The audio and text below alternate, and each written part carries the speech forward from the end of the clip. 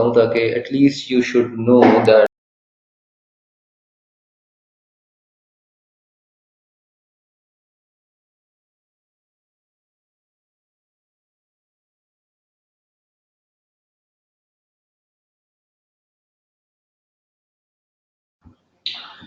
अस्सलाम वालेकुम। आवाज़ आ रही है जी? Can you hear me? जी जी, मैंने अभी बेटा बोलना शुरू किया है। स्क्रीन पहले ऑन कर दी थी ताकि आपको ये एहसास हो कि हम इस वक्त क्लास में मौजूद हैं। वर्चुअल क्लास का जो एम्बियंस है that is a bit different from physical class. तो मैं स्क्रीन 2-4 मिनट पहले ही लगा देता होता हूँ ताकि at least you should know that we are going to start with. Let's wait for a few more minutes as the students have told and asked requested के थोड़ा सा टाइम ले लिया करें। तो हम इसको बस 3-4 मिनट में स्टार्ट करते हैं, ठीक है?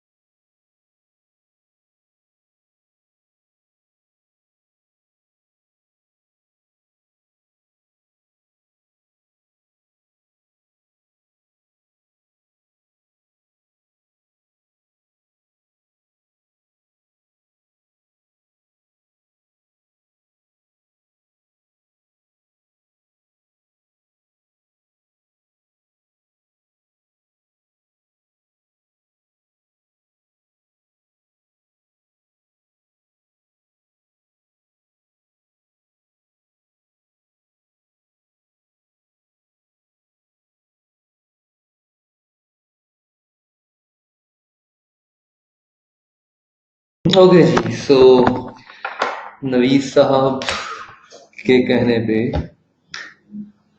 वेबर का और स्टीवर्ट का डिफरेंस अच्छा जी बता देते हैं। देखिए बेटा, वेबर ने ब्यूरोक्रेसी के आइडियल करेक्टरिस्टिक्स डिस्कस किए थे। वेबर ने कहा था कि ब्यूरोक्रेसी एक ऐसे ऑर्गेनाइजेशनल स्ट्रक्चर को कहते हैं in which human activity is rationalised and coordinated. Weber के मुताबिक ऑर्गेनाइजेशंस के अंदर जो ब्यूरोक्रेसी होती है वो एक ऐसा सिस्टम होता है जिसमें हम ह्यूमन एक्टिविटी को रैशनलाइज कर देते हैं और उसको हम वेल कोऑर्डिनेट कर देते हैं। वेबर की थ्योरी के मुताबिक, अगेन वेबर भी चूंकि साइंटिफिक मैनेजमेंट का प्रोपोनेंट था, इसने भी साइंटिफिक मैनेजमेंट के कॉन्सेप्ट को ही डिस्कस किया था। तो वेबर की थ्योरी के मुताबिक division of labour and work specialisation, ये वो तमाम के तमाम कंटेंट्स हैं, ये वो तमाम के तमाम कॉन्सेप्ट्स हैं जो पाए जाते हैं ऑर्गेनाइजेशंस के अंदर। हायरार्की ऑफ अथॉरिटी होनी चाहिए, क्लियर चेन ऑफ कमांड होनी चाहिए, इम्पर्सनैलिटी, इम्पार्शियलिटी होनी चाहिए। हमने इसके 6 करेक्टरिस्टिक्स डिस्कस किए थे, आपको याद होगा, ठीक है? Very briefly we talked about these 6 characteristics और ये सवाल पेपर में 2 दफा आ चुका है, ठीक है? अच्छा, इसी मॉडल को आगे कंटिन्यू किया था रोजमेरी स्टीवर्ट ने। Basically rosemary Stewart was a UK writer, so she took the concept of bureaucracy in UK. ये ब्यूरोक्रेसी का जो कॉन्सेप्ट है वो यूके में ले आई थी, ठीक है? इसने 4 मेन फीचर्स समराइज किए थे। इसमें हमने डिस्कस किया था कि स्टीवर्ट के फीचर्स और वेबर के जो करेक्टरिस्टिक्स हैं they are almost the same, सिवाय एक ये पहला पॉइंट जो है ये वेरी करता है। इस फर्स्ट पॉइंट वेरीज। इस पहले पॉइंट के अंदर जो डिफरेंस है वो ये है कि अर्लियर साइंटिफिक मैनेजमेंट राइटर्स से कि there is work specialisation. Work specialisation applies on the individual. यहाँ पे एक इंडिविजुअल को काम का माहिर कर देते हैं, आप एक इंडिविजुअल को स्पेशलाइज कर देते हैं काम का, जो बंदा एक जॉब परफॉर्म करता है he get specialised. Exactly Zahiba, you are right. Stewart ने कहा कि specialisation does not apply to the work, rather it applies to the job. ठीक है, जॉब पे भी अप्लाई होती है।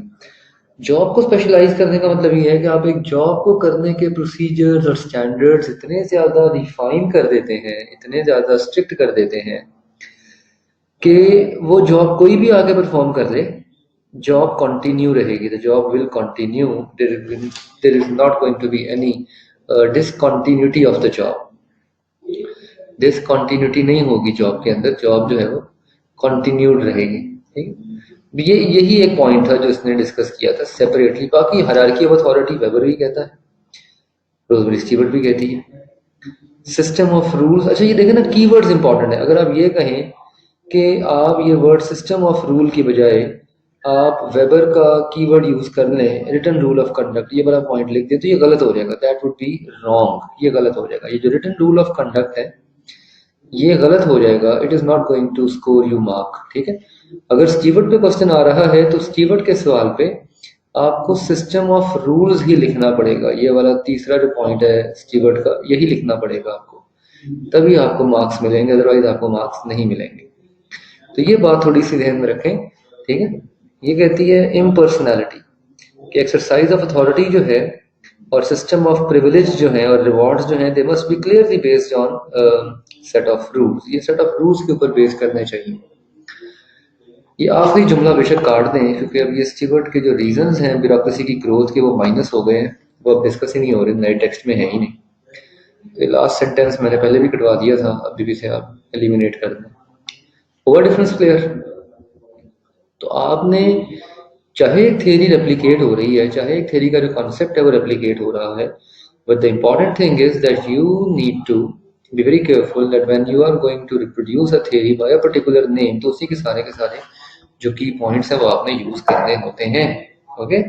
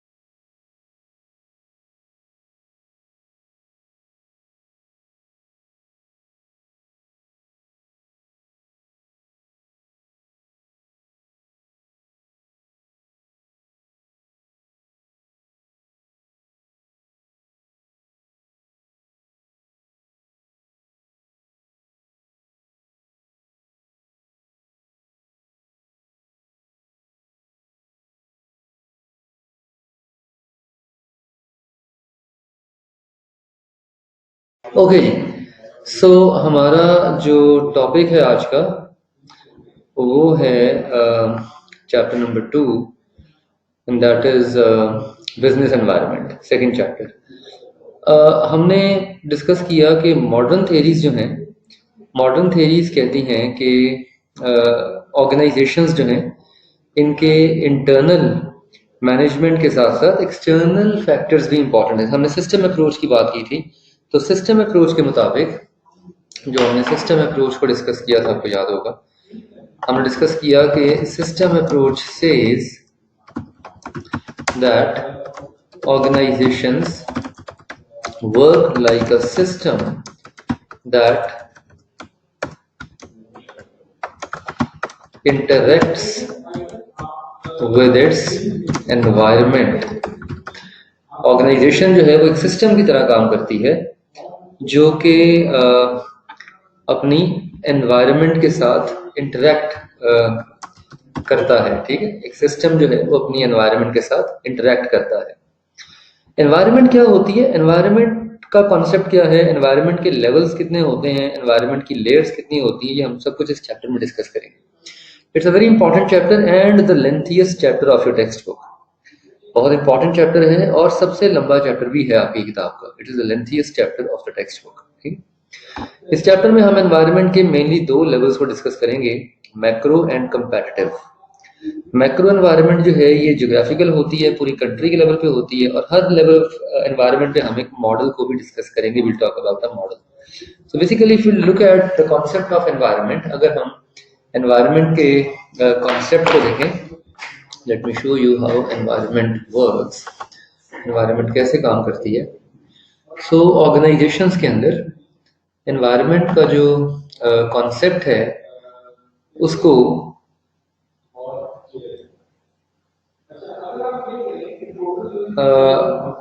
हम ब्रेक डाउन करते हैं कुछ लेयर्स के अंदर।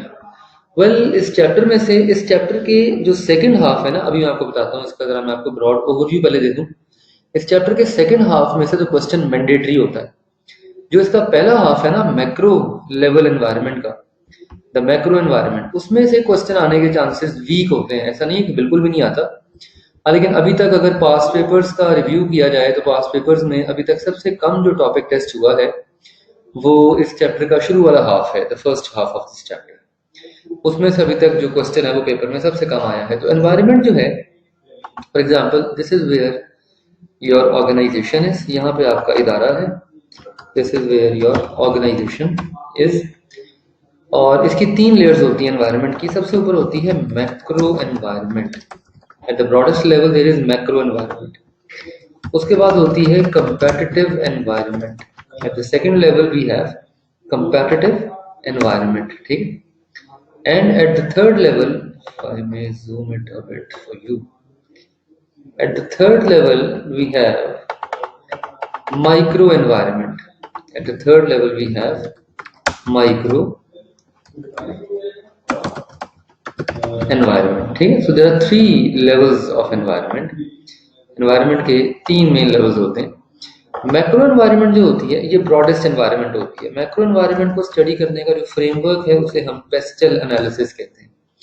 Political factors, economical factors, socio demographic factors, technological factors, ecological factors and legal factors, PESTLE कहलाता है। पहले ये मॉडल पेस्ट होता था, earlier this model was known as paste.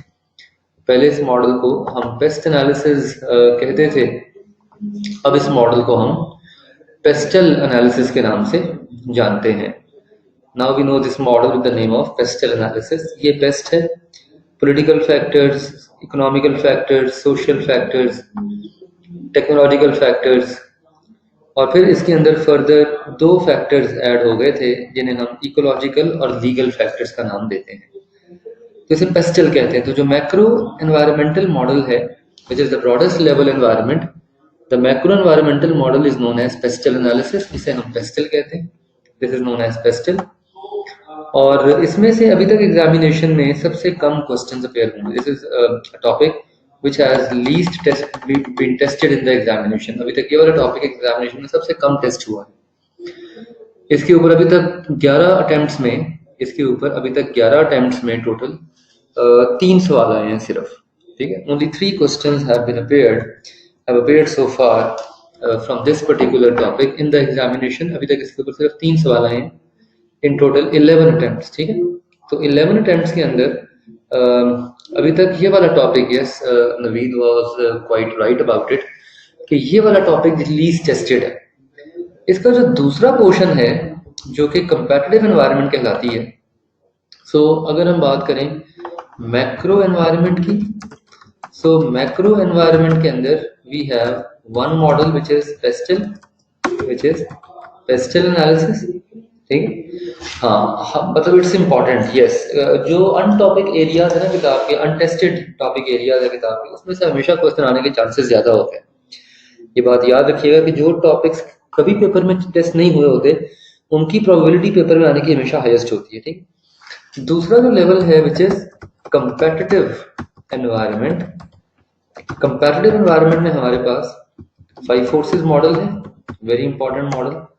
Value chain model है, अगेन एन इंपॉर्टेंट मॉडल। हमारे पास इसके अंदर जेनेरिक स्ट्रेटजीज मॉडल है, और हमारे पास इसके अंदर स्वॉट एनालिसिस है। ये 4 फ्रेमवर्क्स हैं, दे आर 4 फ्रेमवर्क्स, और ये चारों frameworks paper point of view से बड़े इंपॉर्टेंट है। और इन चारों फ्रेमवर्क्स में से हर अटेम्प्ट में एक फ्रेमवर्क लाजमी आता है। हर अटेम्प्ट में इसमें से एक फ्रेमवर्क जो है वो लाजमी आता है। फॉर एग्जांपल अभी रिसेंटली सॉर्ट एनालिसिस आया था पेपर में सितंबर 2019 में। मार्च 19 में 5 फोर्सेस मॉडल टेस्ट किया था एग्जामिनर ने। उससे पहले एग्जामिनर ने जेनेरिक स्ट्रेटजीज को टेस्ट किया था, फिर वैल्यू चेन। तो बड़ा सीक्वेंस, बाद दफा दो भी आ रहे थे होते हैं। देयर वाज एन अटेम्प्ट इसमें 5 फोर्सेस मॉडल और वैल्यू चेन, ये दोनों इकट्ठे आए थे। तो ऐसी अटेम्प्ट्स भी हैं जिसके अंदर दोनों मॉडल्स इकट्ठे टेस्ट हो जाते होते हैं। सो बेसिकली हम इस चैप्टर में 5 फ्रेमवर्क्स पढ़ेंगे। This chapter is all about 5 frameworks. In this chapter हम क्या पढ़ेंगे सबसे पहले, इसका वैसे मैं माइंड मैप शेयर कर दूंगा आपके साथ। इसमें हम सबसे पहले डिस्कस करेंगे व्हाट इज एनवायरनमेंट, एनवायरनमेंट क्या होती है। The second thing which we are going to talk about is what is environmental scanning, environmental scanning क्या होती है, ठीक है। तीसरा हम इसमें डिस्कस करेंगे what is the process of environmental scanning. Environmental scanning का खास प्रोसेस है, 4 स्टेजेस होती हैं, वो कौन कौन सी स्टेजेस हैं, ठीक है। फिर हम इसके बाद इसमें पेस्टल को डिस्कस करेंगे थॉरली, और फिर हम इसके बाद इसके अंदर 5 फोर्सेस मॉडल, इसके अंदर हम स्टार्ट करेंगे स्वॉट एनालिसिस से। फिर हम डिस्कस करेंगे जेनेरिक स्ट्रेटजीज, फिर हम डिस्कस करेंगे value chain, and then we'll discuss 5 forces. तो ये इस चैप्टर का ओवरऑल फ्लो है जो हमने डिस्कस करना है throughout in this chapter. इस चैप्टर में हमारे पास जो मेन टॉपिक्स हैं उसमें these are the key areas we are going to talk about. In the beginning of the chapter environment को हम डिफाइन करेंगे। वी विल डिस्कस एनवायरनमेंट क्या होती है, एनवायरमेंटल स्कैनिंग किसे कहते हैं, एनवायरमेंटल स्कैनिंग का प्रोसेस क्या होता है। फिर हम इसमें ये 5 फ्रेमवर्क्स पढ़ेंगे, pastel being the lengthiest framework. Pastel के हर अलग अलग फैक्टर के ऊपर पेपर में क्वेश्चन बन सकता है। 2 अभी तक इसके ऊपर, एक सिनेरियो बेस्ड क्वेश्चन आया है, सिचुएशन दी गई थी और ब्रॉडली कहा गया था कि पेस्ट एनालिसिस अप्लाई करें, और 2 दफा नॉलेज बेस्ड क्वेश्चन आया है। एक दफा क्वेश्चन आया था टेक्नोलॉजिकल फैक्टर्स में से, एक दफा क्वेश्चन आया था इकोलॉजिकल फैक्टर में से। सो 2 दफा नॉलेज बेस्ड क्वेश्चन अपेयर हुआ है पेपर में, टेक्नोलॉजिकल फैक्टर्स में से और इकोलॉजिकल फैक्टर्स में से। So this is a broad overview of the chapter. इसका mind map I'll be sharing it soon. So let's first define what is environment and what is the influence of the environment of the business on the business. Heading 1.1 पहला जुमला, environment की definition आपके सामने है। environment कहते हैं किसी भी ऐसी चीज को जो एक इदारे की बाउंड्री के बाहर फॉल करे। Anything that falls beyond outside the organization is known as environment, and that affects what an organization does and how it acts. Environment define करती है कि एक इदारा कैसे काम करेगा। For example customer is your environment.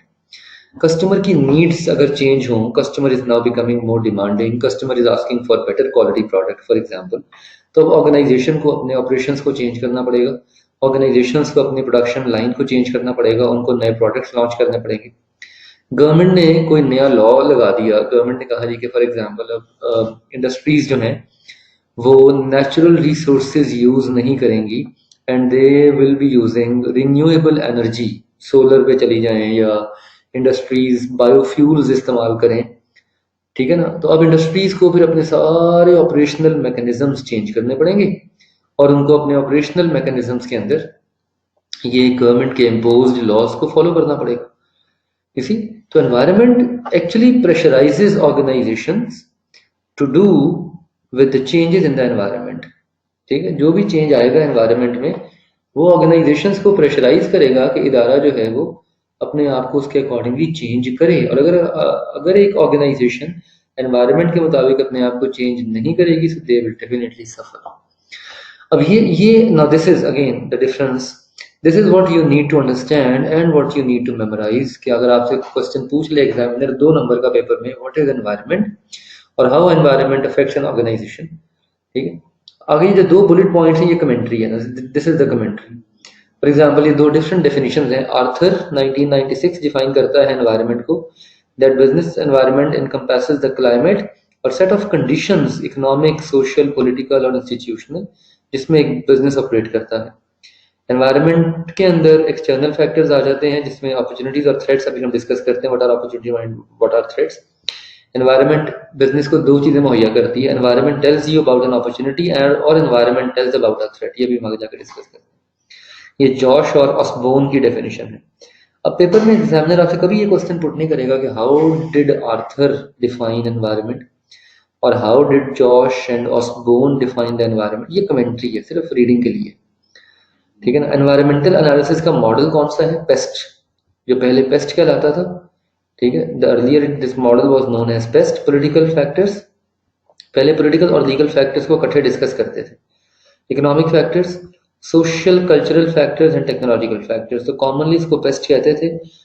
20 years पहले, तकरीबन 20 साल पहले, जब ये इंटरनेट का दौर आया और जब ये ग्लोबलाइजेशन का दौर आया और जब ये ग्लोबल वार्मिंग का कॉन्सेप्ट इमर्ज होना शुरू हुआ, पता लगा कि नेचुरल रिसोर्सेज तो हम इस्तेमाल करते जा रहे हैं, जंगलात हम खाली करते जा रहे हैं, तो पता लगा कि इन्वायरमेंटल सस्टेनेबिलिटी भी इंपॉर्टेंट है, फिजिकल एनवायरनमेंट भी इंपॉर्टेंट है। जिस एनवायरनमेंट में हम सांस लेते हैं उसमें हम इतनी कार्बन फुटप्रिंटिंग कर रहे हैं। कार्बन फुटप्रिंटिंग कहते हैं amount of carbon dioxide produced in the environment.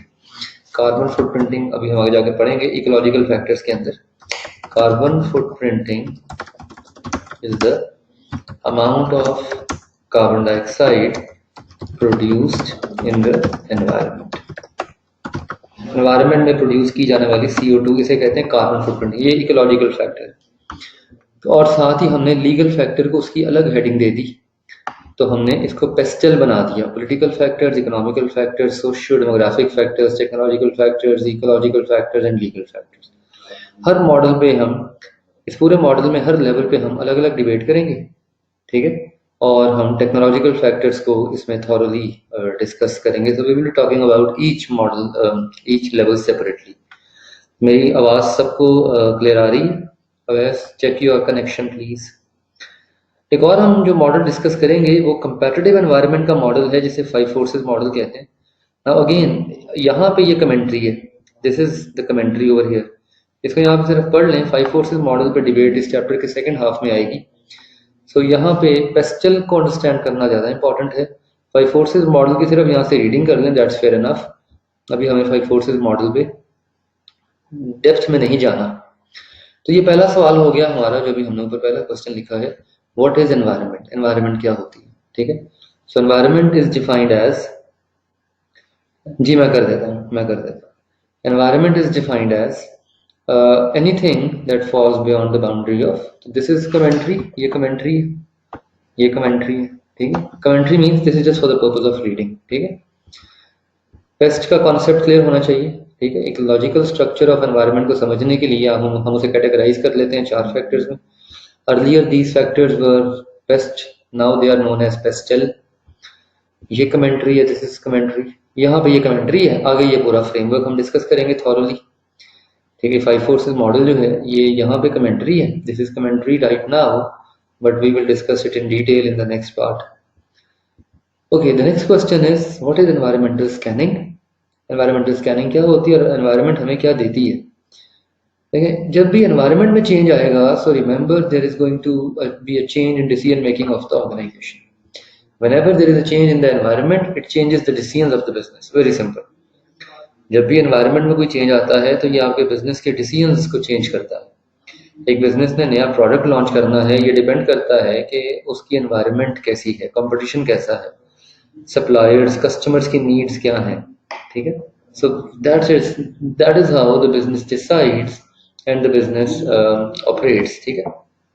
So environmental scanning का लफ्जी मतलब होता है close monitoring. Scan means the love scan means close monitoring और close observation, ठीक है। स्कैनिंग कहते हैं क्लोज मॉनिटरिंग को या क्लोज ऑब्जर्वेशन को। तो पेस्टल एनालिसिस या पेस्ट एनालिसिस में हम एनवायरमेंटल इन्फ्लुएंसेस को क्लोजली मॉनिटर करते हैं and we decide the most significant factors and decide how organization should respond to these factors, ठीक है। और ये चूंकि एक ऑनगोइंग प्रोसेस होता है, इन्फ्लुएंसेस ओवर टाइम चेंज होते हैं, तो understanding the environment should be an ongoing process. ये एक ऑनगोइंग प्रोसेस है। The type of analysis is sometimes called as environmental scanning. इस analysis को हम environmental scanning कहते हैं. If we define the word environmental scan, this is how we define it. Environmental scan is an analysis of business organization. Is an analysis of business organization जिसके through हम environment से opportunities और threats का पता करते हैं. So basically, environmental scan is a process of analyzing business environment in which the initial task is to identify those factors which create a threat or an opportunity. So environmental scanning का purpose क्या होता है? Environment से हासिल होने वाले threat और opportunity को पता करना। अब देखें, जब भी एनवायरनमेंट में कोई चेंज आएगा, whenever there is going to be a change in the environment, जब भी एनवायरनमेंट के अंदर कोई चेंज आएगा,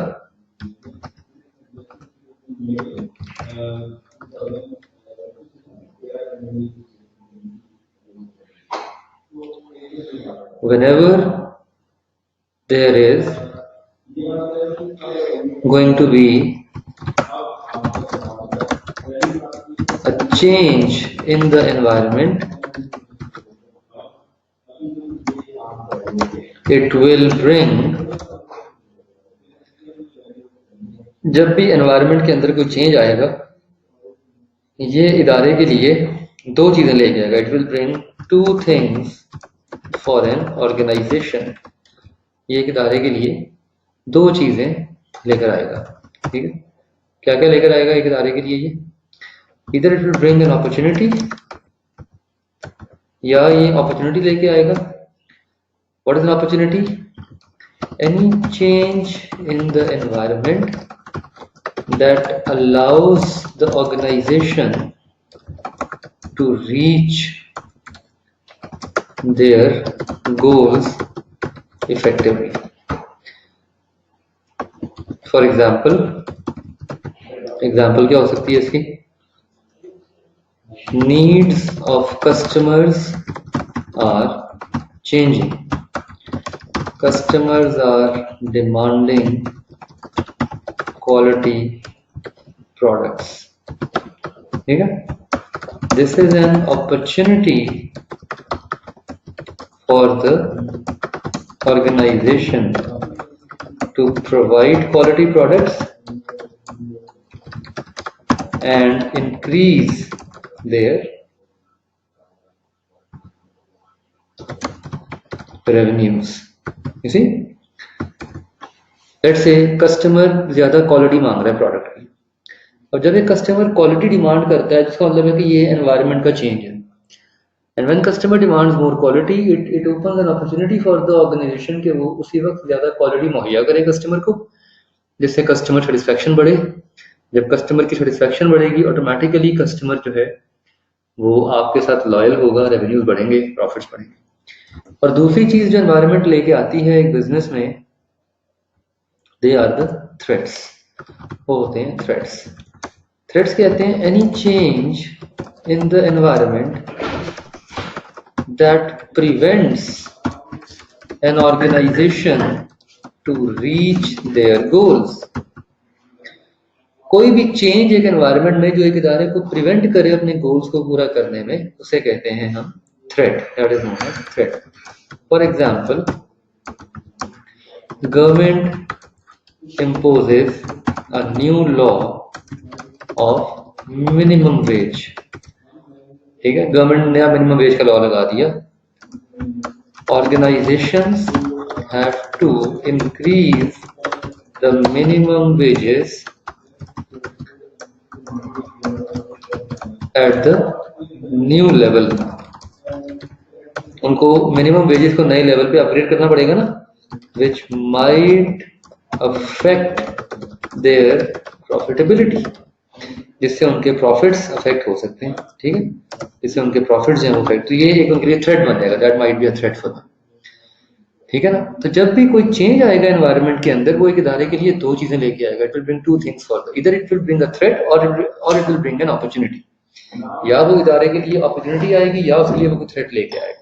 Now it purely depends on the organization that how do they respond to that change.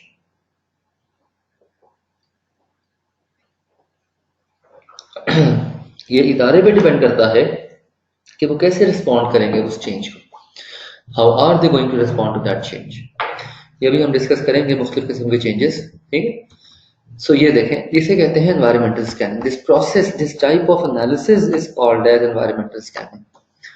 इस प्रोसेस को और इस एनालिसिस को हम एनवायरमेंटल स्कैनिंग का नाम देते हैं. तो ये मैंने भी डिफाइन किया आपके सामने एग्जांपल्स के साथ. Threats are the factors that prevent an organization to achieve their goals. Opportunities are the developments that provide opportunities for the organization. उनको मौके देती हैं so that they can achieve its objective more successfully.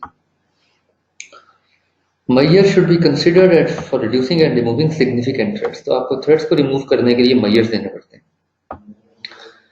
Environmental scanning का जो process है उसके अंदर 4 stages involved हैं. There are 4 stages involved in the process of environmental scanning.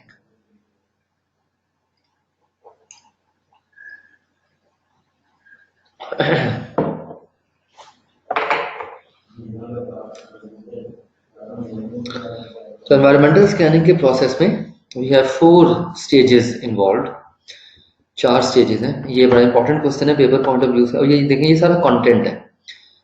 अब देखिए, मुझे आप लोगों से इन 3 मेन क्वेश्चंस के आंसर्स चाहिए. For example, on defining what is environment. Environment क्या होती है?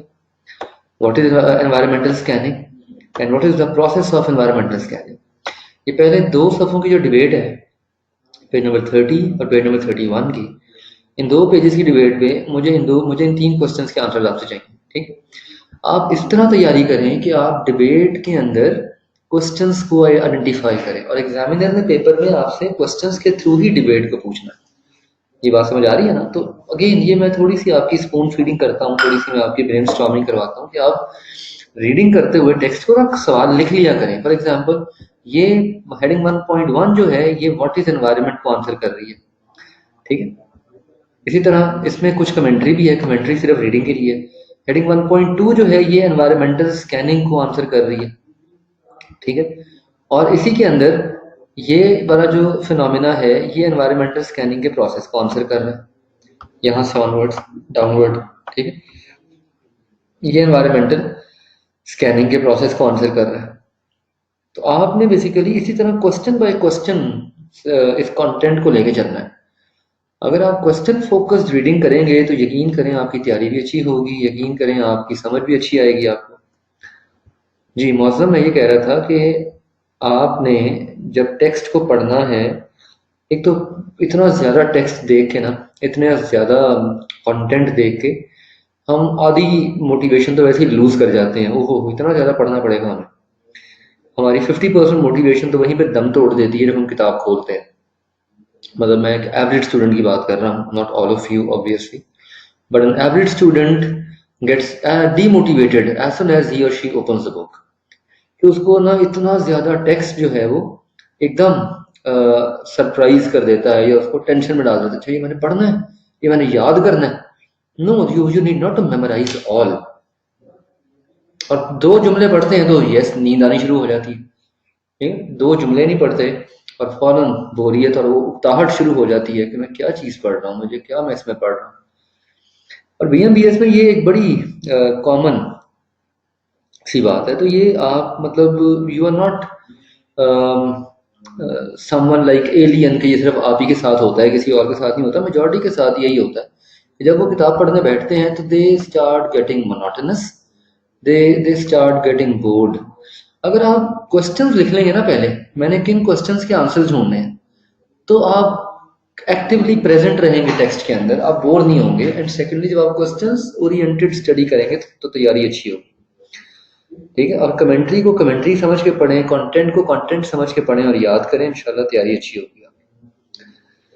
ओके, तीसरा क्वेश्चन है एनवायरमेंटल स्कैनिंग का प्रोसेस क्या होता है. प्रोसेस ऑफ एनवायरमेंटल स्कैनिंग में हम नॉर्मली 4 सीक्वेंशियल स्टेप्स यूज करते हैं.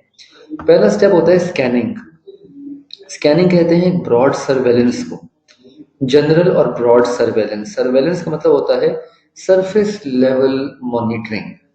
कॉन्टिन्यूअस मॉनिटरिंग, सर्वेलेंस कहते हैं कॉन्टिन्यूअस मॉनिटरिंग को, और सरफेस लेवल मॉनिटरिंग को। तो बस ऊपर ऊपर से जी मैं लिख देता हूँ, ऊपर ऊपर से आपने सरफेस लेवल मॉनिटरिंग करनी है।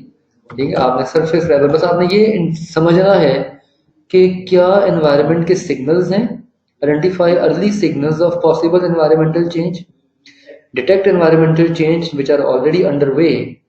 तो ये स्कैनिंग होती है। फिर आप आते हैं मॉनिटरिंग पे। Monitoring is in depth observation, monitoring कहते हैं इन डेप्थ ऑब्जर्वेशन को। मॉनिटरिंग जो होती है that is in depth observation. अब आप इन डेप्थ ऑब्जर्वेशन कर रहे हैं कि एक्चुअली हो क्या रहा है एनवायरनमेंट में, वो जो सिग्नल्स आपने यहाँ से क्रैक किए हैं, अब आप उन सिग्नल्स को समझ रहे हैं, उनके एनवायरमेंटल ट्रेंड्स को मेजर कर रहे हैं, सीक्वेंस ऑफ इवेंट्स को आइडेंटिफाई कर रहे हैं, स्ट्रीम ऑफ एक्टिविटीज को आइडेंटिफाई कर रहे हैं। तो you are actually following the signals और इंडिकेटर्स जिनको आपने अनअर्थ मीन एक्सप्लोर किया है, आइडेंटिफाई किया। अनअर्थ का मतलब होता है आइडेंटिफाई करना, जिनको आपने आइडेंटिफाई किया है स्कैनिंग के प्रोसेस में। तो अब आप उन सिग्नल्स को जरा गौर से देख रहे हैं, अब आप उन सिग्नल्स को जरा गौर से समझ रहे हैं जो आपने एनवायरमेंटल स्कैनिंग के दौरान अनअर्थ किए हैं। Then you make a forecast. फिर तीसरी स्टेज में आप फोरकास्टिंग करते हैं। फोरकास्टिंग से मुराद है आप स्ट्रेटेजिक डिसीजन मेकिंग करते हैं, फ्यूचर ओरिएंटेशन क्या होगी बिजनेस की, जो एनवायरमेंटल चेंज आ रहा है, ये एनवायरमेंटल चेंज फ्यूचर में मेरे बिजनेस को कैसे अफेक्ट करेगा। ठीक, और प्लॉजिबल प्रोजेक्शंस डेवलप करते हैं। प्लॉजिबल मीन्स सिग्निफिकेंट, खातिर खा। प्लॉजिबल का लफ्जी मतलब होता है खातिर खा और सिग्निफिकेंट। तो आप प्लॉजिबल और सिग्निफिकेंट प्रोजेक्शंस जो हैं वो डेवलप करते हैं, और उसकी बेस के ऊपर आप डिटरमिन करते हैं कि आपका फ्यूचर डायरेक्शन क्या होगी, स्कोप क्या होगा, और उसकी बेस पे फिर आप असेसमेंट करते हैं। असेसमेंट से मुराद ये है आप क्वांटिटेटिव एनालिसिस करते हैं कि क्या की इश्यूज हैं जो एनवायरनमेंट में आ रहे हैं, and what are the implications, how the organisation is going to react. वो आपने फोरकास्टिंग से स्टडी किया, और उसके अगेंस्ट उसकी प्रैक्टिकल इम्प्लीकेशंस क्या होंगी, उसका इम्पैक्ट आपके रेवेन्यूज पे क्या आएगा, उसका इम्पैक्ट आपके प्रॉफिट्स पे क्या आएगा, उसका इम्पैक्ट आपकी ग्रोथ पे क्या आएगा। इसे कहते हैं implications. Implications mean practical applications. Plausible का मतलब होता है सिग्निफिकेंट। प्लॉजिबल कहते हैं something that is of highly important, significant कह लें, इंपॉर्टेंट कह लें। प्लॉजिबल मीन सिग्निफिकेंट और इंपॉर्टेंट। तो फोरकास्टिंग में आप क्या करते हैं, आप अपनी फ्यूचर ओरिएंटेशन को आइडेंटिफाई करते हैं। इसकी एक एग्जांपल देता हूं आपको। आपने स्कैनिंग की, ओवरऑल स्कैनिंग की, तो पता लगा कि जी टेक्नोलॉजी का दौर है आजकल। आप लेट्स सपोज पैक के एडमिनिस्ट्रेटिव मैनेजर हैं, और आप ये देखना चाह रहे हैं कि आने वाले फ्यूचर में क्या ट्रेंड होगा क्लासरूम लर्निंग का। आपने एक ब्रॉड स्कैनिंग की, स्कैनिंग से आपको मालूम हुआ कि टेक्नोलॉजी का दौर है, टेक्नोलॉजी इवॉल्व हो रही है, okay fine.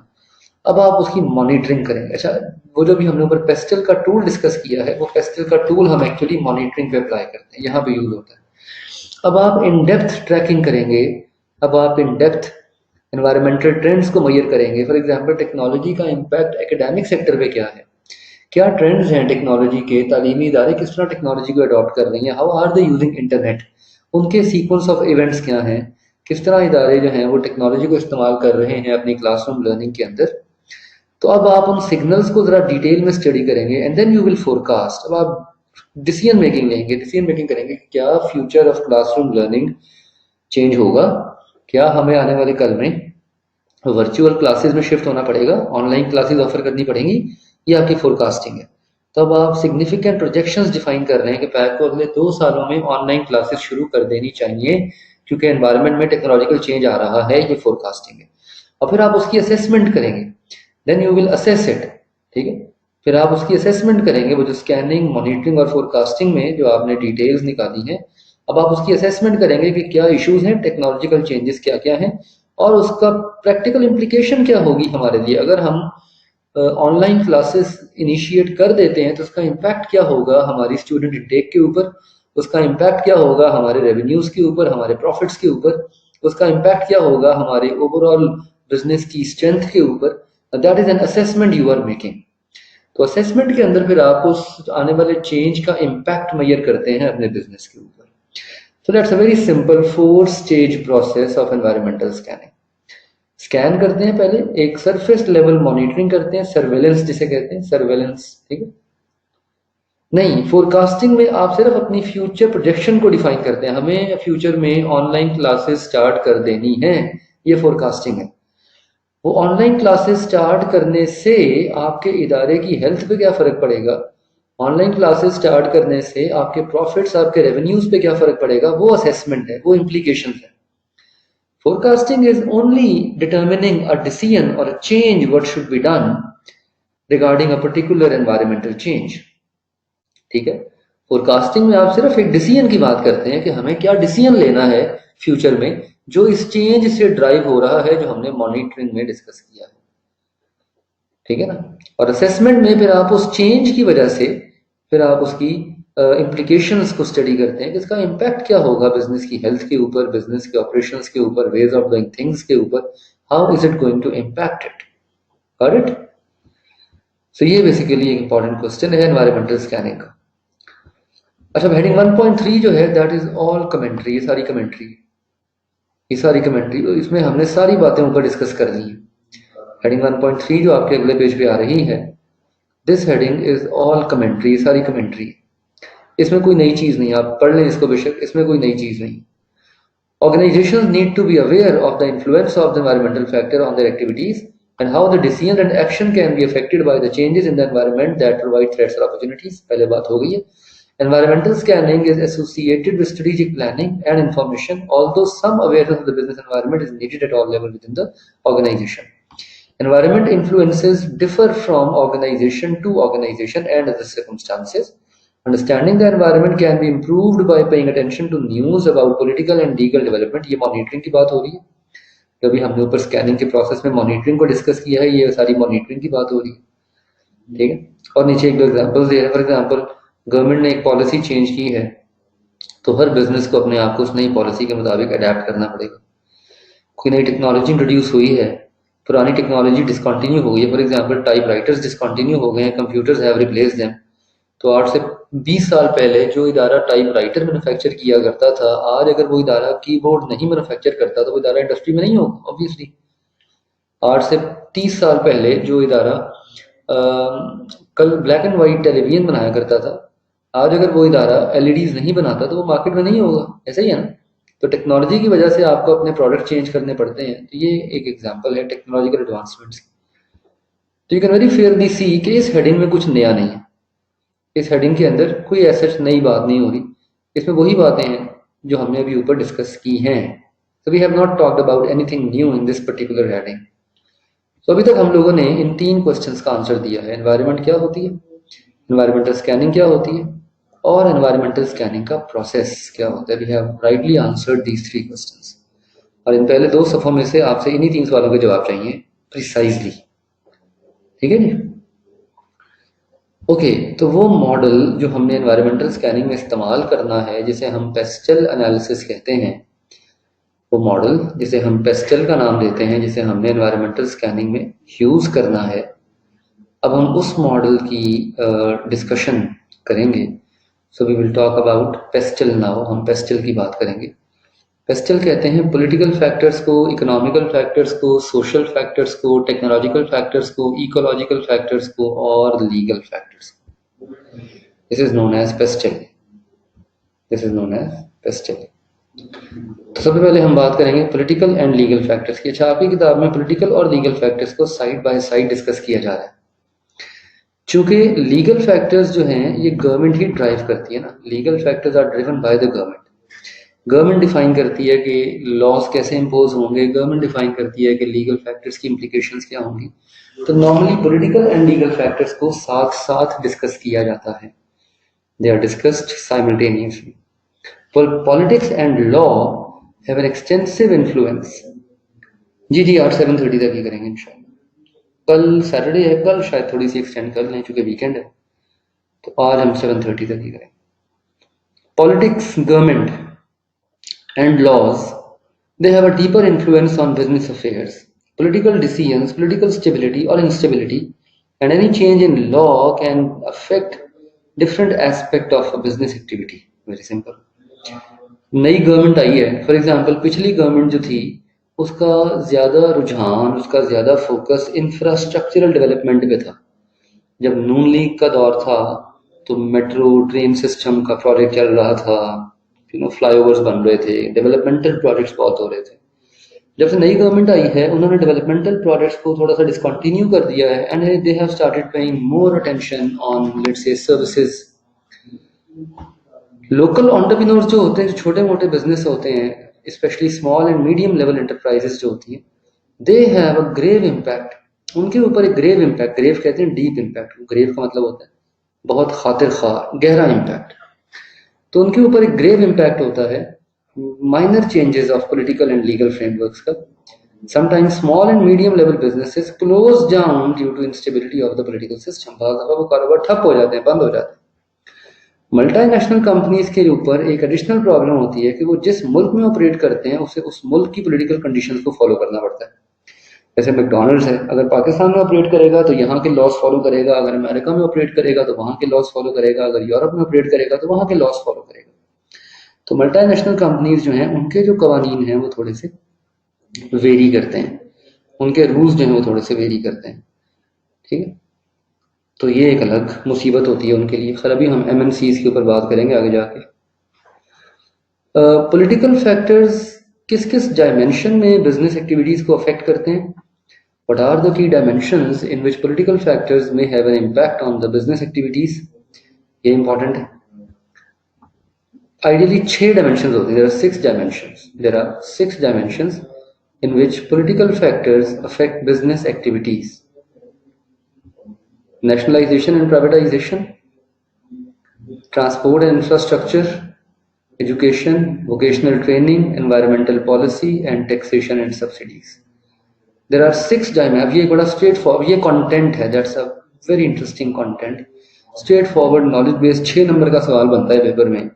What are the dimensions in which political factors में अफेक्ट बिजनेसेस? ठीक है, वो कौन सी डायमेंशन है जिसमें पॉलिटिकल फैक्टर्स, ये सारे पॉलिटिकल फैक्टर्स हैं। लीगल फैक्टर्स भी आगे आएंगे, ये लीगल फैक्टर्स यहाँ से स्टार्ट हो रहे हैं, तो ये सारे के सारे पॉलिटिकल फैक्टर्स हैं।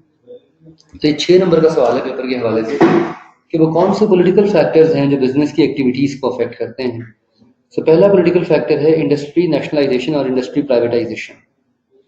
नेशनलाइज करने का मतलब ये होता है कि जब किसी मुल्क में गवर्नमेंट ये डिसीजन ले कि हमने इंडस्ट्रीज की ओनरशिप सारी अपने हाथ में ले लेनी है।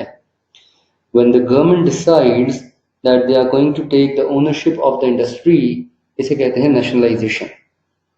और प्राइवेटाइजेशन क्या होती है? जब गवर्नमेंट डिसाइड करे कि हमने एक स्टेट ओन्ड बिजनेस जैसे पीआईए या पाकिस्तान रेलवे, हमने कमर्शियल एंटिटीज को सेल ऑफ कर देना है so that they can manage them, इसे कहते हैं प्राइवेटाइजेशन। बास कंट्रीज के अंदर सारी इंडस्ट्रीज जो है वो नेशनलाइज होती है। जैसे चाइना है, चाइना के अंदर there is nationalization of the industry. China में सारी इंडस्ट्रीज गवर्नमेंट ओन करती है। गवर्नमेंट इंडस्ट्रीज को बिजली फ्री देती है, गवर्नमेंट इंडस्ट्रीज को सब्सिडाइज करती है, उनको पैसे देती है प्रोड्यूस करने के। तभी तो चाइनीज मैन्युफैक्चर्ड प्रोडक्ट्स इतने सस्ते हैं दुनिया में। चाइनीज प्रोडक्ट्स जो हैं तभी तो इतने सस्ते हैं। प्राइवेटाइजेशन से मुराद ये है कि जब गवर्नमेंट एक स्टेट ओन्ड एंटिटी, जैसे PIA is a state owned entity, Pakistan railway is a state owned entity, तो जब गवर्नमेंट एक स्टेट ओन्ड एंटिटी को सेल ऑफ कर दे किसी कमर्शियल बिजनेस को, इसे कहते हैं प्राइवेटाइज कर देना। आपको याद है 2 साल पहले नून लीग ने पीआईए को प्राइवेटाइज करने की कोशिश की थी, जिसपे बड़े राइट्स हुए थे, बड़े हंगामे हुए थे। पीआईए के एम्प्लॉयज ने हड़ताल कर दी थी, याद है ना, सारी फ्लाइट्स ग्राउंड हो गई थी।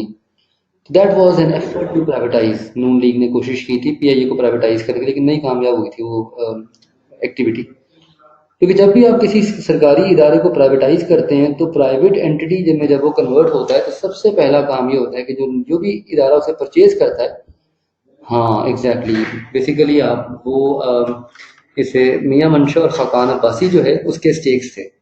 तो जब भी हम प्राइवेटाइज करते हैं सबसे पहला जो वो थ्रैश होता है, सबसे पहला जो कट लगाते हैं वो उसके ह्यूमन रिसोर्स पे लगाते हैं। तो जॉबलेसनेस बहुत बढ़ जाती है, क्योंकि सरकारी महकमों में तो आप कह लेंगे बेबहा हायरिंग हुई होती है ना, ऐसी ओवर हायरिंग हुई होती है, कोई पूछने वाला नहीं होता ना। सरकारी इदारों में तो हायरिंग जो है वो बेबहा होती है और कोई पूछने वाला नहीं होता। लेकिन गवर्नमेंट सेक्टर अपना प्राइवेट सेक्टर के अंदर हायरिंग बड़ी केयरफुल होती है। नहीं, हाँ।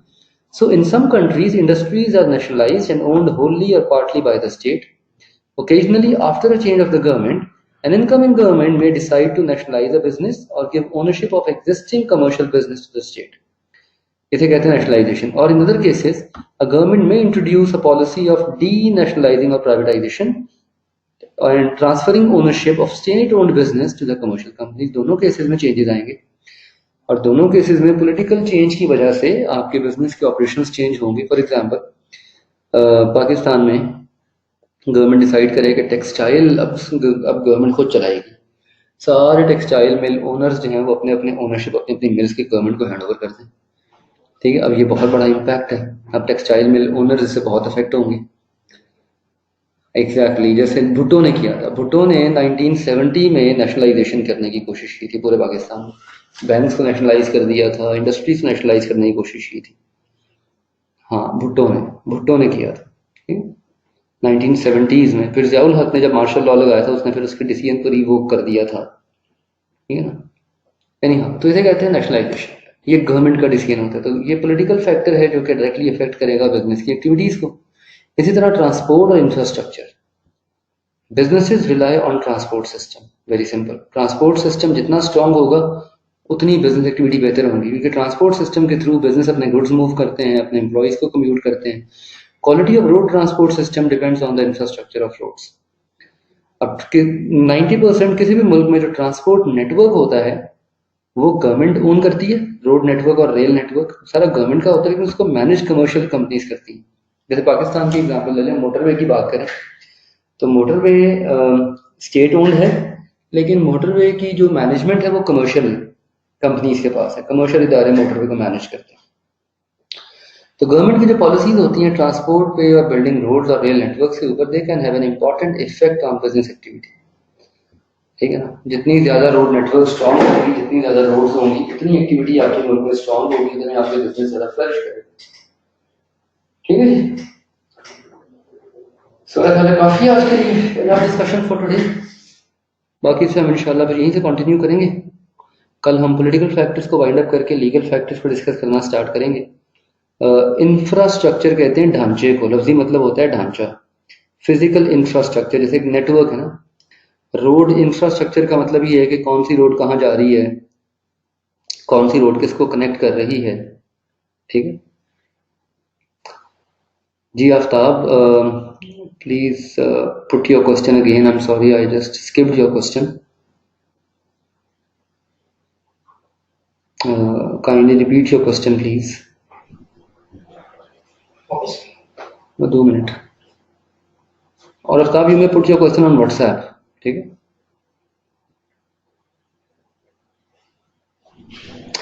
I'll answer it on the WhatsApp group। ठीक है, ये थोड़ा सा डिटेल आप, बल्कि आई वुड रिक्वायर कि आप ये क्वेश्चन WhatsApp पे डाल दें, ये बाकियों को भी फायदा पहुंचाएगा। ये जरा WhatsApp पे डाल दें, ये बड़ा इंटरेस्टिंग क्वेश्चन है, मैं इसका आंसर WhatsApp पे देता हूँ। ठीक है, क्लास के बाद। सो आई वुड रिक्वेस्ट कि आप इसे WhatsApp पे डालें। ओके जी, सी यू टुमारो इंशाल्लाह एट द सेम टाइम। अल्लाह हाफिज।